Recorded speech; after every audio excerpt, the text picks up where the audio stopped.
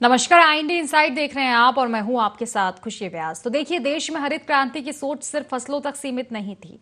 मकसद था खेती से मुनाफा और उस मुनाफे से देश का भविष्य संवारना। इसीलिए सरकारी स्कूलों को जमीन दी गई ताकि देश का भविष्य संवर सके, लेकिन नतीजा इससे उलट निकला है। हम बात कर रहे हैं विदिशा जिले की, जहां कागजों पर तो लाखों की आमदनी दर्ज है, बावजूद इसके स्कूल खंडर है।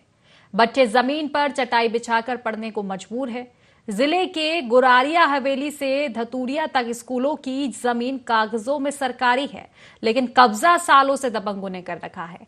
कहीं पक्के मकान खड़े हैं तो कहीं स्कूल की जमीन नक्शों से ही गायब है। कई शिकायतों के बावजूद कार्रवाई शून्य है। बड़ी बात तो यह है कि यह स्थिति जिले के 110 स्कूलों की बनी हुई है, जिनके नाम जमीन है, लेकिन हक किसी के पास भी नहीं है। स्कूलों की जमीन पर कब्जा प्रशासनिक कार्य प्रणाली को अब कटघरे में खड़ा कर रहा है। सवाल यह भी है कि गरीब बच्चों के भविष्य पर यह डाका कब तक डलेगा, और जिन जमीनों पर भविष्य संवारना था वहां कब्जे क्यों हो रखे हैं। प्रशासन आखिर किसके इंतजार में है, और क्या गरीब का बच्चा इस सिस्टम में सिर्फ वोट है? क्या शिक्षा सिर्फ कागजों तक ही जिंदा रहेगी? तो ये तमाम सवाल है जिनके जवाब लेने का आज हम प्रयास करेंगे आईएनडी इनसाइट के माध्यम से। लेकिन उससे पहले जान लेते हैं पूरा मामला क्या है, कहां कहां ऐसे स्कूल बने हुए हैं जहां ये समस्याएं देखने को मिल रही हैं।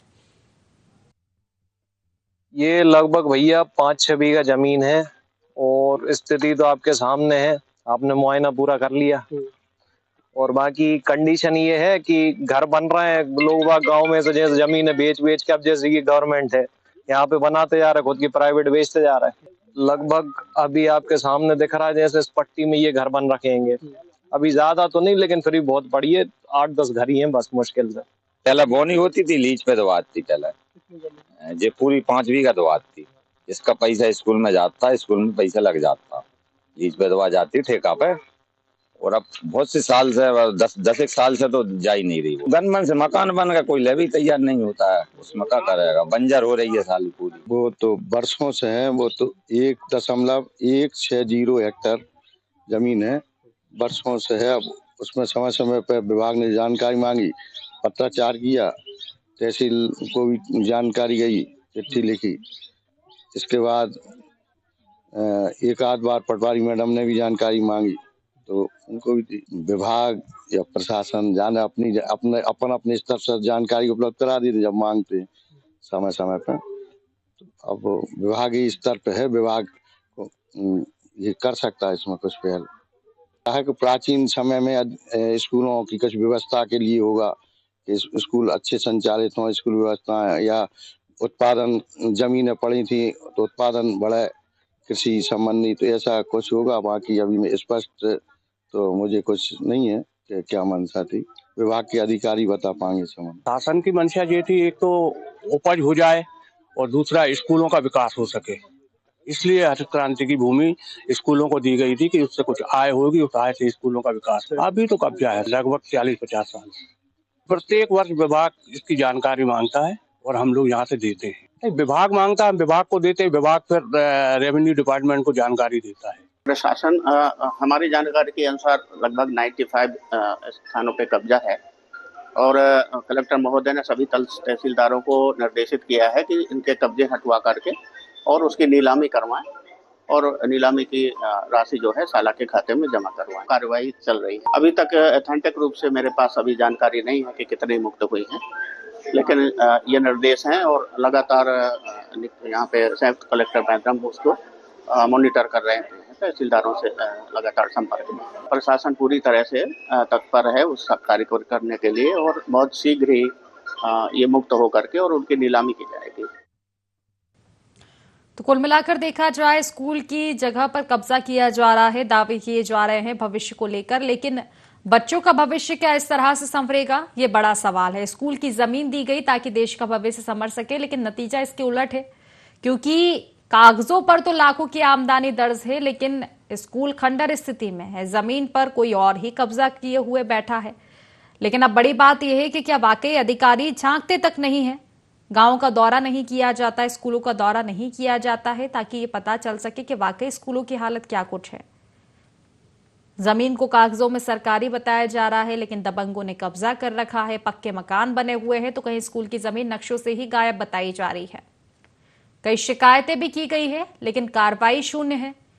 जिले के 110 स्कूलों की ये बात है, क्योंकि अगर एक आध स्कूल की बात होती तो ठीक है, लेकिन 110 स्कूल की स्थिति बदतर हालत में है। लेकिन उसके बावजूद ये एक शर्मनाक स्थिति है कि किसी भी जिम्मेदार को इसकी खबर तक नहीं है। बच्चे कई जगह सिर्फ चटाई पर बैठकर पढ़ने को मजबूर है बाहर स्कूलों से, क्योंकि स्कूल खंडर स्थिति में हो चुके हैं। जमीन पर कब्जा हुआ है। चलिए इसी को लेकर जानकारी लेंगे। हमारे साथ सबसे पहले हमारे संवाददाता नासिर जुड़ चुके हैं। नासिर, जानना चाहेंगे क्या ये पूरा मामला है स्कूलों को लेकर? कहा जा रहा है कि जमीनों पर दबंगों का कब्जा है, जिम्मेदारों को सुध नहीं है। पहले मैं पूरा मामला जानना चाहूंगी नासिर। जी मैं बता दूं आपको, क्या है कि विदिशा जिले में ऐसे 110 स्कूल हैं जो हरित क्रांति के अंतर्गत आते हैं, जिसमें सरकार ने ऐसी जमीनें, ऐसे स्कूलों को ऐसी जमीनें दी थी कि जिसके पैसे से स्कूलों का विकास हो, जो उससे खेती करें, उससे मतलब जो पैसे की आमदनी हो, उससे स्कूलों का विकास हो। विकास का पैसा स्कूलों में लगे। पर आज की तारीख में वही स्कूल पूरे खंडर बने हुए हैं। बच्चे चटाइयों पे सो रहे हैं, चटाइयों पे पढ़ रहे हैं, टेबलें कुर्सी नहीं है। और वहां से अब जो जमीनें हैं उन पे वहां के जो रहवासी हैं उनके कब्जे हैं, सरपंचों के कब्जे हैं, दबंगों के कब्जे हैं, उस पर मकान बने हुए हैं। कई स्कूल तो ऐसे हैं जहाँ पे वहां से खेती कर रही है, पर खेती का पैसा स्कूलों को न जाके वो खुद रख रहा है पैसा। और आज तक उसमें कोई प्रशासन शासन की कोई कार्रवाई नहीं हुई। स्कूल वाले डेली लिख के भेजते हैं, हर महीने की उधर से उनको लिखित में देते हैं, पर अभी तक कोई इसमें कार्रवाई नहीं हो रही है। लेकिन क्या इसको और किसी का ध्यान नहीं? इसको लेकर शिकायतें तो की गई होगी ना नाजिर, क्योंकि एक दो स्कूल नहीं है, ऐसे बताए जा रहे हैं करीब 110 ऐसे स्कूल है जहां पर ये कहा जा सकता है कि ये लापरवाही की जा रही है या फिर एक तरह से ये भ्रष्टाचार ही हुआ है। तो इसकी शिकायतें कहीं पहुंची है आगे? कुछ मैं आपको बता दूं, 110 ऐसे स्कूल हैं, और उसमें से 94 स्कूल आज भी ऐसे हैं जिनकी जमीनों पे लोगों के कब्जे हैं। और वहां पे जब प्रिंसिपल हैं, जहाँ के जो अधिकारी हैं, उन लोगों ने वहां पे जो अपने शिक्षा विभाग में उस चीज की पूरी इंक्वायरी देते हैं, काफी कंप्लेन करी है। डीपीसी के अंडर में ये पूरा मामला आता है, डीपीसी के पीछे कार्रवाई कर रही है। डीपीसी का ये कहना है कि हम इसमें बाकायदा कागजी कार्रवाई पूरी चल रही है, पर आज तक उस कागजी कार्रवाई से फर्क नहीं पड़ा, और ना ही अभी तक एक भी स्कूल की जमीन मुक्त हुई है। तो स्कूलों के नाम पे जो जमीन दी गई थी वो किन लोगों के अंडर की गई थी? क्या ये सरकार की ओर से ही चुने गए थे ये लोग? क्योंकि आपका कहना है कि कुछ लोग खेती तो कर रहे हैं लेकिन पैसा अपने पास रख रहे हैं स्कूलों में लगाने के बजाय। नहीं, ये मैं आपको बता दूं कि जो स्कूल प्रशासन होता है उसके हैंडओवर रहती है पूरी जमीन। वो यहाँ जो प्रिंसिपल हैं, प्राचार्य हैं, शिक्षक हैं, वो जमीन पे खेती करवाते हैं और उसका पैसा स्कूल में लगाने का ये ऐसा प्रावधान था। पर वो जमीन 1976 से लोगों के कब्जे में है। आज तक शासन एक भी जमीन को मुक्त नहीं करवा पाई है 94 स्कूलों में से। विदिशा जिले में 2 तहसील हैं जिसमें लटेरी सिरोंज सबसे ज्यादा जमीन है, वहां पे हरित क्रांति वाले स्कूल हैं। सबसे ज्यादा जमीन है वहां पे जो है वो अधिग्रहण है लोगों के कब्जे में है। वहां के जो जनप्रतिनिधि हैं उनने कब्जे कर रखे हैं। अगर वो वहां नहीं रह रहे हैं तो अपने कर्मचारियों को उसमें उन्होंने मकान बनवा के वहां पे उन लोगों को रख रखा हुआ है। चलिए ठीक है, आप हमारे साथ बने रहिएगा नाजिर। चर्चा आपसे लगातार जारी रहेगी। हमारे साथ नीरज दांगी जुड़ चुके हैं, स्थानीय हैं। नीरज जी, क्या समस्याएं बनी हुई है आपके क्षेत्र में स्कूलों को लेकर? स्कूल में मैडम जो है कि उस पे गनमन तो मकान बन गए हैं जी लोगों के। मकान गनमन बन गए, वो बंजर पड़ी है, पूरी बेवारा हो रही है जमीन। और पहले नीलामी होती तो पहले पैसा स्कूल में जमा हो जाता, अब स्कूल वाले लगाते थे क्या करते जो पता नहीं है वो। लेकिन अब 10-5 दशक साल से तो नीलामी भी नहीं हो रही उसकी। 10-15 साल से नीलामी नहीं हो रही और उस पर कब्जा हो रहा हो गनमन। गांव वाले जो मकान बना रहे हैं सब में कब्जा कर रहे हैं। ये समस्या है वो पूरा बेकार हो रहा। बमूल खड़े हैं वो तो पूरी उसमें लाइन है माइन है, पूरी बेकार जमीन कर दी उस 5 बीघा को। तो फिर इतना जो कब्जा किया जा रहा है नीरज जी, तो क्या किसी जिम्मेदार अधिकारी को या फिर जो भी जिम्मेदार लोग हैं उनको दिखाई नहीं दे रहा है क्या? ये समस्या है, आपने भी शिकायत की होगी, तो क्या कुछ समाधान की कोशिश की गई इस मामले में? जी कुछ नहीं भाई, एक बार ये मीडिया वाले आए थे तो उनने हमसे पूछा था, तो हमने उन्हें बता दिया था कि ऐसे ऐसा उसमें 20-25 मकान बन गए, पूरा बेकार कर दो, गनमन से रोड के गनमन बना रहा है, लोग वहाँ मानत नहीं है अपन क्यों, तो वो मानत नहीं है। हाँ बोलते हैं वो तो आपकी थोड़ी है, सरकारी जमीन है। तो वो तो जो है का मैडम वो तो इसके स्कूल मकान प्रबंधन हैं का और कुछ कहना नहीं है इस मामले में, जब ग्रामीण लोग कब्जा कर रहे हैं तो स्कूल के जो शिक्षक है, प्रिंसिपल हैं? अब वो तो मैडम हमें जानकारी नहीं है, वो बोलते हैं क्या करते हैं, जो तो हमें जानकारी नहीं है। वैसा तो उन्हें बोलना चाहिए। हाँ। उन्हें कहना चाहिए, उनके हैंड ओवर, स्कूल के हैंड ओवर है, स्कूल को जो भी रहता है वो उसे कहना चाहिए, शिकायत करना चाहिए, कंप्लेंट डालना चाहिए। तो अब जो पता नहीं है वो डालते हैं कि नहीं डालते हैं, क्या करते हैं। वो तो जमीन जी पूरी इतनी कीमती जमीन है मैडम, वो बहुत साबत जमीन है, लेकिन पूरी बेकार कर दी उनने। हाँ, 2-3 साइड से रोड है उसमें। कुल मिलाकर देखा जाए लगातार कब्जा किया जा रहा है और स्कूल प्रबंधन का भी कोई ध्यान है नहीं इस मामले में। फिलहाल आपका बहुत बहुत शुक्रिया, आपने जानकारी हम तक पहुंचाई।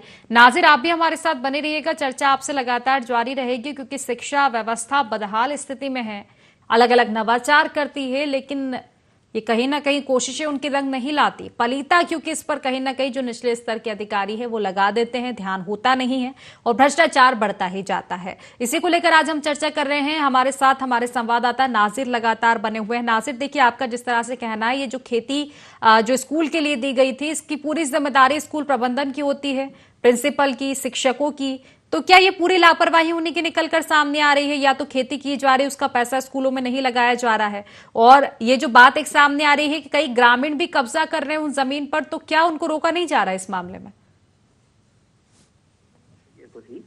ये बाकी चिंता का विषय है कि जो पैसा बच्चों की शिक्षा में खर्च होना चाहिए, आज उन पर दबंगों का कब्जा है। ऐसा नहीं है कि स्कूल प्रशासन उस पर ध्यान नहीं दे रहा है, स्कूल प्रशासन भी बाकायदा उसमें पूरा ध्यान दे रहा है, पूरी काफी उसकी लिखा पढ़ी करके राजस्व विभाग में भी दी जा रही है, शिक्षा विभाग में भी दी जा रही है। ये उच्च लेवल के जो अधिकारी हैं उनकी तरफ से कहीं ना कहीं कुछ गड़बड़ हो रहा है या उसमें लापरवाही बरती जा रही है, जिसके कारण जो आज इतने दिनों से ये जमीनों को मुक्त नहीं करवा पा रहे हैं।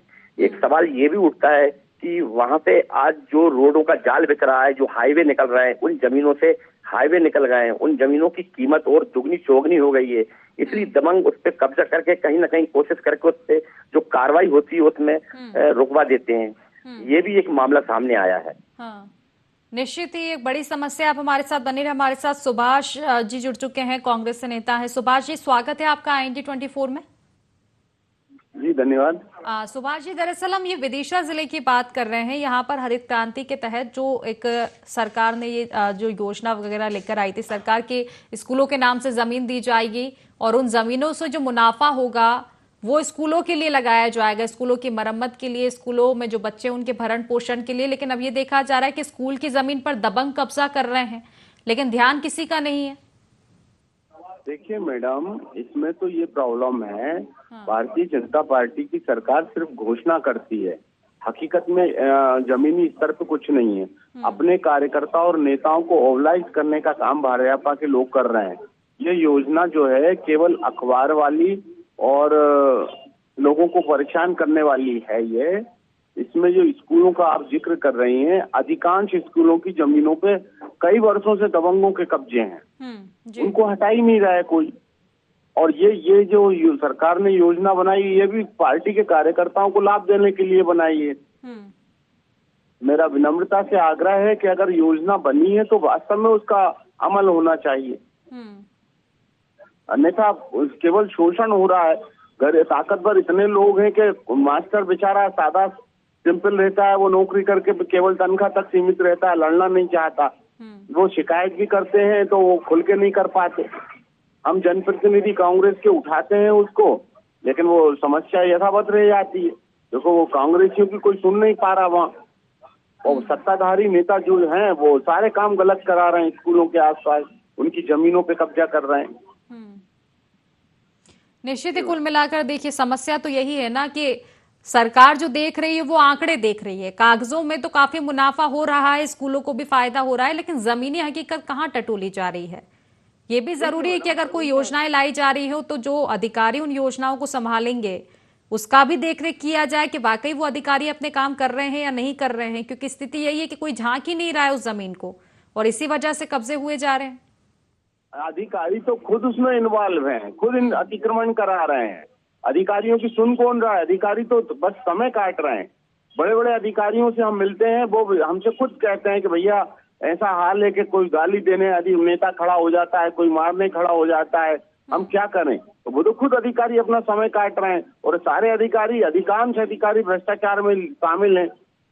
वो अपना हिस्सा लेके चुप रहना चाह रहे हैं। जमीनी स्तर पे तो बहुत बुरी हालत है हमारी, जनता का शोषण हो रहा है बहुत जोरदार तरीके से। निश्चित ये मामला बड़ा है, लेकिन अब आप तो विपक्ष में, आप क्या कीजिएगा सुभाष जी इस मामले में, क्योंकि कुल मिलाकर नुकसान तो बच्चों के भविष्य का हो रहा है। जी बिल्कुल, आप सही कह रही हैं, बच्चों का भविष्य का नुकसान है, लेकिन हम तो विपक्ष में, हमारा काम है जनता की आवाज शासन प्रशासन और जनप्रतिनिधियों तक पहुंचाने का, वो हम करते हैं। लेकिन उसमें कितना फॉलो करता है शासन प्रशासन, वो जिम्मेदारी इनकी है और हम हमारे काम में पूरी ईमानदारी से विपक्ष की भूमिका निभा रहे हैं। चलिए ठीक है, हमें ये सुनकर अच्छा लगा कि आप अपनी भूमिका पूरी निभा रहे हैं और आपका संज्ञान भी कहीं ना कहीं है इस मामले में। फिलहाल आपका शुक्रिया सुभाष जी, जानकारी आपने हम तक पहुंचाई। नाजिर हमारे साथ लगातार जुड़े हुए हैं।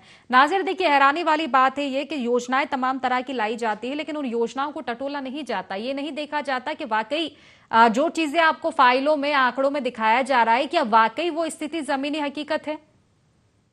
बिल्कुल सही है, शासन की योजनाओं का किससे खिलवाड़ किया जा रहा है।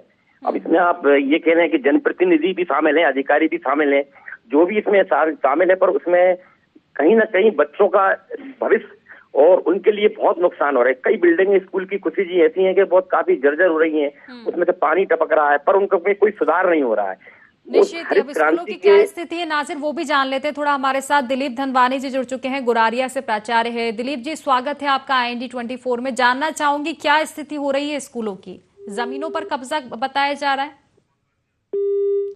चलिए, शायद संपर्क हो नहीं पा रहा है। नाजिर, आप अपनी बात रखिएगा। कहीं ना कहीं ये बच्चों के भविष्य के साथ खिलवाड़ हो रहा है। कुछ मैं आपको बता दूं, स्कूल की ये स्थिति है कि ऊपर से पानी टपक रहा है, कहीं करंट दौड़ रहा है, उन बच्चों का को स्कूल के अंदर कभी ऐसी स्थिति आती है तो बाहर बरामदे में क्लासें लगाई जा रही हैं। जो जिस पैसे का इस्तेमाल उस स्कूलों की सुधार के लिए होना चाहिए, उसके विकास के लिए होना चाहिए, वो पैसा वहां नहीं लग पा रहा है, उससे दमंग मजा कर रहे हैं। और ये स्थिति बनी हुई है कि यहाँ वहाँ के जो सरपंच हैं, जनपद हैं, उनके खुद के बड़े बड़े घर खेत होने के बाद भी वहाँ उनने वो किराए से दे दिए हैं और वो यहाँ पे कब्जा करे हुए बैठे हुए हैं। कई जगह हरवाए रह रहे हैं, चरवाए रह रहे हैं, उनको उनने वहाँ पे स्थापित कर रखा है ताकि ये जमीन कोई उनसे छुड़ा ना पाए।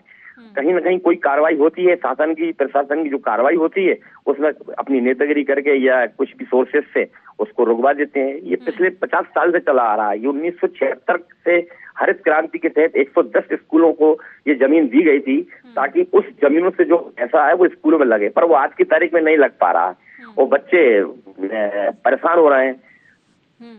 और देखा जाए नाजिर, तो अधिकतर ग्रामीण क्षेत्रों में स्थिति यही है कि सरकारी भूमि पर इतना कब्जा किया जा रहा है, लेकिन हैरानी वाली बात यही रहती है कि आखिर अधिकारी इस पर संज्ञान क्यों नहीं ले रहे हैं। और फिर अगर संज्ञान नहीं लिया जाता तो ये सीधा दर्शाता है कि मिलीभगत निश्चित तौर पर अधिकारियों की हो सकती है। आपने जिस तरह से जिक्र किया कि स्कूल प्रबंधन भी इस मामले में संज्ञान ले रहे हैं, आगे शिकायतें की गई है, लेकिन क्या शिकायतों के बावजूद कोई भी निरीक्षण करने मौके पर पहुंचा है अब तक? नहीं, बिल्कुल आपने कहना सही है। स्कूल प्रबंधन इसके लिए इसमें मामला संज्ञान में रहता है और वो बाकायदा जो लिखा पढ़ी होती है, जो कागजी कार्रवाई होती है, वो राजस्व विभाग तक, शिक्षा विभाग तक टाइमली बिल्कुल पहुंच रही है। उधर से निरीक्षण करने भी कई बार तहसीलदार पहुंचे, SDM पहुंचे, पर इसके आगे की कोई कार्रवाई नहीं हुई। तो इसमें हम क्या समझ सकते हैं, कहीं ना कहीं ऊपर से ऊपर लेवल से उसको रोका जा रहा है। निश्चित तौर पर अधिकारियों की मिलीभगत, और अगर अधिकारी इस तरह की ये लापरवाही कर रहे हैं तो फिर जनप्रतिनिधि क्या कर रहे हैं? सवाल तो उन पर भी है, क्योंकि सरकार जो योजनाएं लेकर आई है, और अगर बात बीजेपी की कही जा रही है, प्रदेश में उनकी सरकार है, देश में सरकार है, विदिशा में है, तो फिर आखिर जनप्रतिनिधि कर क्या रहे हैं? क्या उनकी जिम्मेदारी नहीं बनती? उनकी जिम्मेदारी सिर्फ यही खत्म हो जाती है कि एक योजना की घोषणा कर दी जाए, लेकिन योजना किस तरह से चल रही है ये जिम्मेदारी भी उनकी बनती है कि गांव-गांव तक पहुंचे और देखे कि योजना चल भी रही है ठीक ढंग से या बस घोषणा तक सीमित हो गई है। नहीं, बिल्कुल सही है, पर जनप्रतिनिधि ने अगर कब्जा कर रखा है उस पे, तो ये बताइए फिर उसमें कौन मामला संज्ञान में लेगा? कहीं ना कहीं वो अपने नीचे से ऊपर, ऊपर से ऊपर, ये सब पूरी एक साइकिल सी बनी हुई है, पूरी चेन सी बनी हुई है, जिसके तहत वो नहीं हो पा रहा है। डीपीसी के लोगों ने अभी तक 94 स्कूलों में से एक भी स्कूल दबंगों से मुक्त, स्कूल की जमीन को दबंगों से मुक्त नहीं करवा पाए हैं। उनसे पूछा जाए तो वो कहते हैं कि नहीं, इसमें कार्रवाई चल रही है, इसमें बाकायदा पूरा चल रहा है, जल्द से जल्द होगा। और कहना ये अपन मान के चले कि वो जो जमीन है जो पहले कौड़ियों के दाम थी वो आज करोड़ रुपए की हो गई हैं। तो कहीं ना कहीं इसमें जनप्रतिनिधियों का लालच भी शामिल माना जा सकता है। निश्चित तौर पर कुल मिलाकर मिलीभगत तो साफ तौर पर दिखाई दे रही है अधिकारियों की, जनप्रतिनिधियों की, बल्कि कुछ ग्रामीणों की भी। अब इस मामले में ये भी उम्मीद नहीं जता सकते कि ग्रामीण आवाज उठाएंगे, क्योंकि कुछ ग्रामीण आवाज उठा सकते हैं जिन्होंने कब्जा नहीं कर रखा है, जिनको चिंता है बच्चों के भविष्य की। लेकिन जो ग्रामीण खुद ही कब्जा किए बैठे हुए हैं वो थोड़ी ना आवाज उठाएंगे, उनको तो कब्जा करना है। बिल्कुल 50% ऐसे ग्रामीण है जो कब्जा कर रखे हैं उस पे। 50% जनप्रतिनिधि कब्जा कर रखे हैं। जमीनें 6 बीघा, किसी स्कूल को 6 बीघा जमीन है, किसी स्कूल को 5 बीघा जमीन है। वो जमीन की जो खेती है वो सरपंच पैसा उसका रखता है। स्कूल प्रबंधन एक मास्टर होता है जो वो सीधा माना जाता है। वो जाते हैं, 2 साल बाद उनका ट्रांसफर हो जाता है, अगले शिक्षक आते हैं, फिर वो उसमें कार्रवाई करते हैं। तो ऐसे चलता जा रहा है। पर इन सब के बीच में बच्चों का भविष्य थोड़ा सा खतरे में नजर आ रहा है और स्कूलों की स्थिति काफी जर्जर हुई जा रही है। ऐसे बहुत सारे स्कूल हैं जो जिसमें स्कूलों में काम ही नहीं हो रहा है। शिक्षक लिख के देते हैं आगे, शिक्षा विभाग को लिख के देते हैं, शिक्षा विभाग वो कार्रवाई उन पे डाल देता है कि भाई उसकी आवक जो आ रही है उससे आप बनाइए। फिर वो जो पूरी ऐसे कागजी कार्रवाई चली आ रही है, कागजी कार्रवाई पूरी चली आ रही है, पर उसमें किसी का अभी तक उन चीजों का निराकरण नहीं हो पा रहा ना। निश्चित, और ध्यान देगा भी कौन? अगर अधिकारी, जनप्रतिनिधि, ग्रामीण सबको अगर इस चीज से फायदा होगा और नुकसान सिर्फ बच्चों के भविष्य का होगा तो फिर आखिर चिंता किसको है? सब अपना अपना फायदा ही देखेंगे। निश्चित तौर पर एक बड़ी मिलीभगत देखने को मिल रही है नाजिर। अब निश्चित ही ये देखने वाली बात होगी इस मामले में कार्रवाई हो भी पाती है नहीं, क्योंकि उम्मीदें तो काफी कम है कि इस मामले में कोई कार्रवाई की जाएगी। जब शिकायतों को ही संज्ञान में नहीं लिया जा रहा है तो फिर और उम्मीदें क्या ही करेंगे। फिलहाल आपका बहुत बहुत शुक्रिया तमाम जानकारी साझा करने के लिए। तो देखिए, बच्चों के भविष्य को लेकर तमाम तरह के दावे किए जाते हैं, और सिर्फ बच्चों के भविष्य को लेकर ही नहीं, तमाम जो योजनाएं हैं सरकार ला रही है, लेकिन देखा नहीं जा रहा है पलटकर कि योजना की घोषणा तो हुई है, लेकिन क्या वाकई एक पंक्ति के आखिरी व्यक्ति तक उस योजना का लाभ पहुंच पा रहा है? निचले स्तर पर आखिर अधिकारी और जिम्मेदार क्या कर रहे हैं, इस पर किसी का ध्यान नहीं है।